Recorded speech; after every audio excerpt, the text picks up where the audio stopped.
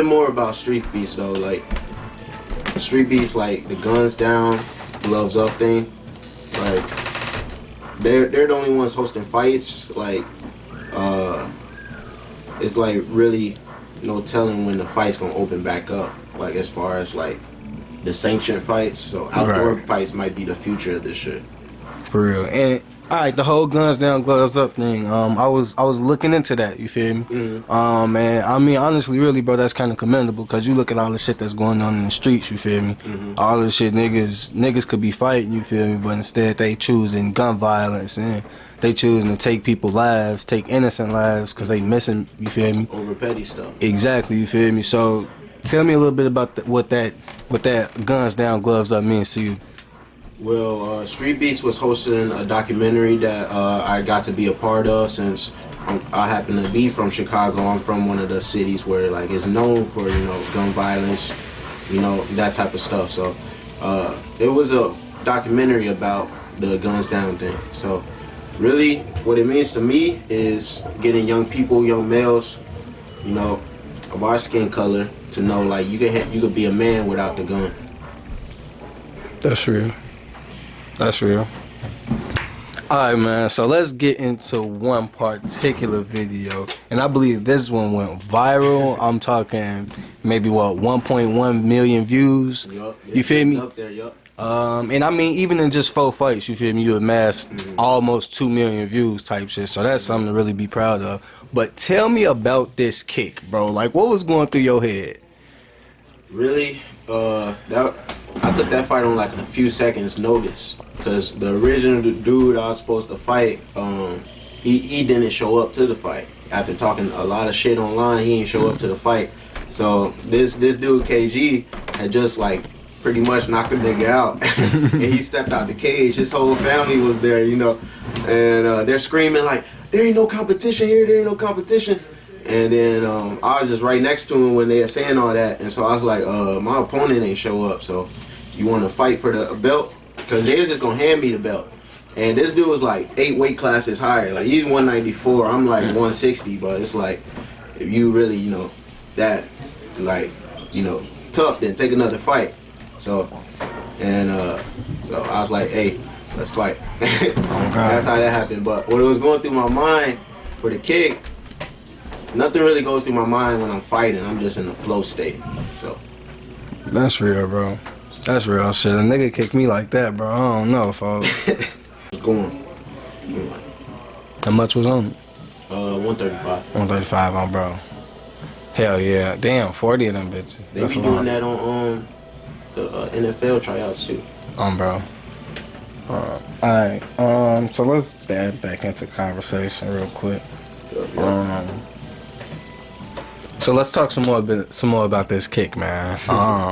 So, damn, which one we gonna talk about? We gonna talk about the one where you knocked the nigga out cold, the one where you jumped in the F up? Which one? Which one, bro? Which one? Cause you got a lot of crazy ass kicks. You feel me? Yeah.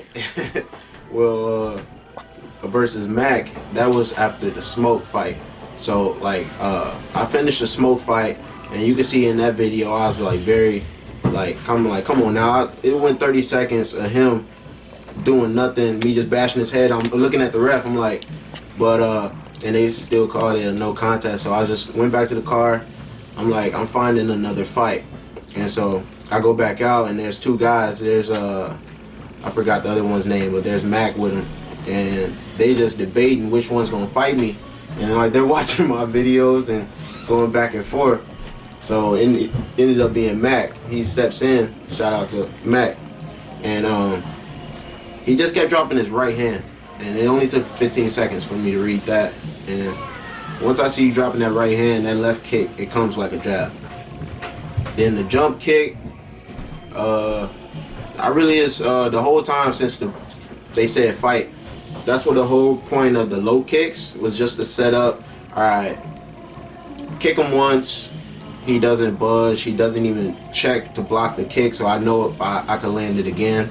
Kick him again, and he starts reaching down. I'm like, oh, you gonna reach down for my kick?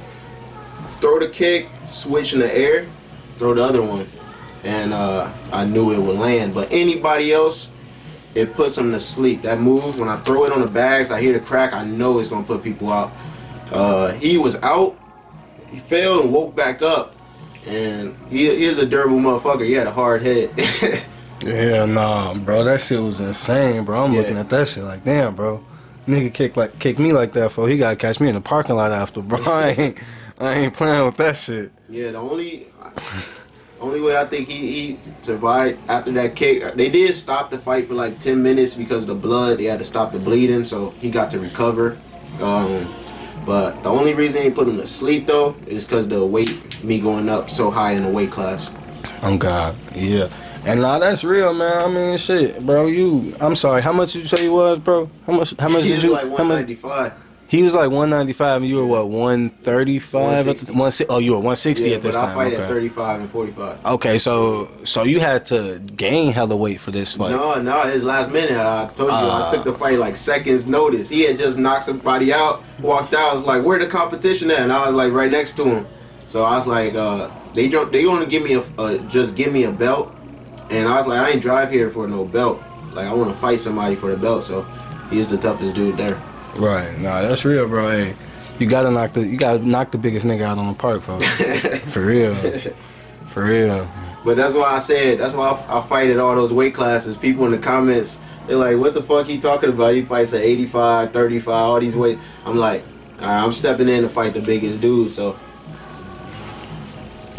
Yeah. All right, so, and how was it? So, you were before Streetbeefs and stuff.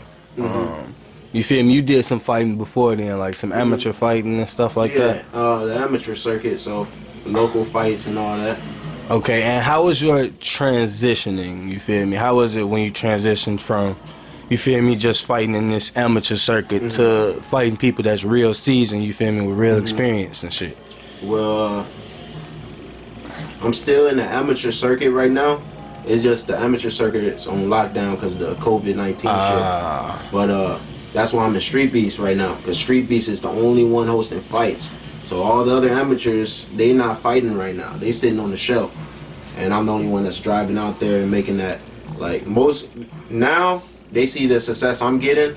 Now amateur fighters are following what I'm doing and fighting for Streetbeefs.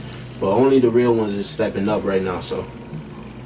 Shout out to them, man. You got any fighters you want to shout out real quick? Anybody, any homeboys you feel me be fighting with? Shout out Reckless Rico. Reckless Rico, yeah. I like that. He's gonna choke out Beach.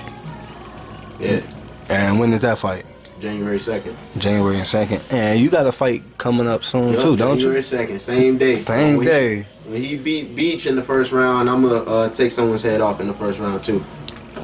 Alright, so, and do you know who you fighting already, or you just waiting? It's legit. You remember growing up watching those karate movies? It'd be a tournament, people show up and they fight, no weigh-ins, no nothing. It's just like that. So that's real. So it's not even who's there. Is in the middle of nowhere. Like it's just like that. So you really fighting blind. You feel me? You don't get no time to game plan for it. Well, I mean, you always gonna game plan for a fight. You feel me? But not me. Oh yeah. I say it's just it's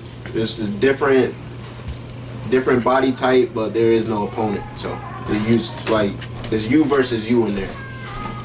That's real. And so explain that. You feel me? Go into depth with that one. I like that. I like to hear that. It's you versus you in the cage. I go into the fights having a lot of faith into my training, because I know no one's training as hard as me. I know no one's as hungry as hard as me, as much as me. I mean, and I know nobody wants to fight as much as me, because I'm looking at these people in the eyes and I see they turn and all that. Like it's the old school Mike Tyson mindset. It's like when I see them, I see they don't want to be in there.